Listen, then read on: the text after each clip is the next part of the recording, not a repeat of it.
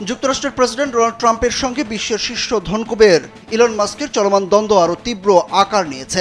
ট্রাম্পের one big beautiful bill নামে আলোচিত ব্যয় পরিকল্পনা নিয়ে বিরোধের জেরে মার্কিন প্রেসিডেন্ট এবার সাবেক এই সহযোগীকে হুমকি দিয়ে বলেছেন, সরকার টেসলা সহ মাস্কের বিভিন্ন কোম্পানিকে দেয়া ভর্তুকি বন্ধ করে দিতে পারে। জবাবে মাস্কও বলেছেন সব ভর্তুকি তুলে নিতে।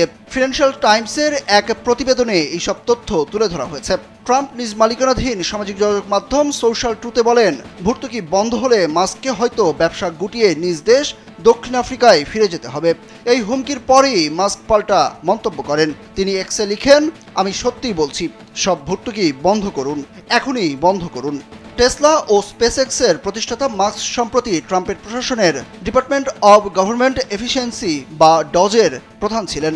গত মে মাসে তিনি সেখান থেকে সরে দাঁড়ান। মাসখানেক আগে ট্রাম্পের আলোচিত বিল নিয়ে দুজনের সম্পর্কের অবনতি ঘটে। সোমবার যখন সিনেটে বিলটি নিয়ে ভোটাভুটি শুরু হয়, মাস্ক আবারও ট্রাম্পের বিরুদ্ধে তোপ দেগে নতুন রাজনৈতিক দল গঠনের আহ্বান জানান।